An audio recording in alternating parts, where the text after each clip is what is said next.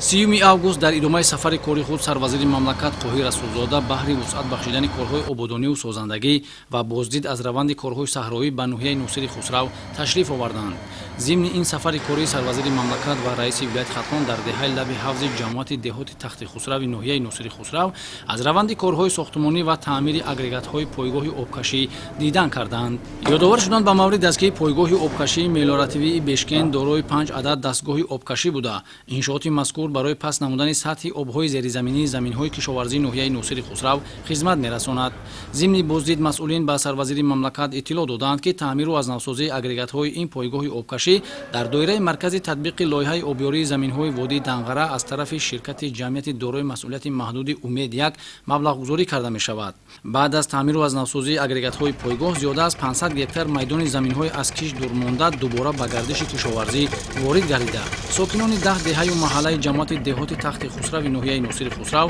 бо оби полезӣ таъмин мегарданд. Гуфтанд ба маври дастгирии ноҳияи Носири Хусрав яке аз ноҳияҳои аграрии мамлакат ба ҳисоб рафта, сокинонаш бештар ба кишту парвариши зироатҳои гуногун пойбанди кор мебошанд. Сарвазири ҷумҳурии Тоҷикистон Қоҳир Расулзода аз дастуру супоришҳои сарвари давлат оид ба истифодаи самараноку оқилонаи замин ёдовар шуда, масъулинро дар ин самт вазифадор намуданд, ки ҷиҳати ҳаллу фасли мушкилоти ҷойдошта чораҳои ҷиддӣ андешида, майдони заминҳои кишоварзӣ ва қитъаҳои назди ҳавлигӣ пурсамар истифода гардида, самараи дастранҷи марди деҳқон барои 2 соли оянда захира карда шавад. Дар идомаи сафари корӣ дар ноҳияи Носири Хусрав сарвазири мамлакат ва раиси вилояти Хатлон дар назди бинои мақомоти иҷроияи ҳокимияти давлатӣ бинои иловагии маъмурӣ барои хизматчиёни давлатиро мавриди истифода қарор доданд. Бинои иловагии навбунёд аз 2 ошёна ва 10 утоқи корӣ иборат буда, дар доираи нақша чорабиниҳо бахшида ба ҷашни истиқлоли давлатӣ бо дастгирии мақомоти иҷроияи ҳокимияти давлатӣ ноҳия бо харҷи зиёда аз 800 000 сомонӣ бунёд гардидааст. Зимни ифтитоҳи бинои иловагии мақомоти иҷроияи ҳокимияти давлатии ноҳия сарвазири мамлакат ва раиси вилояти Хатлон бо кормандон ва намояндагони ташкилоту муассисаҳои ноҳияи Носири Хусрав суҳбат карда,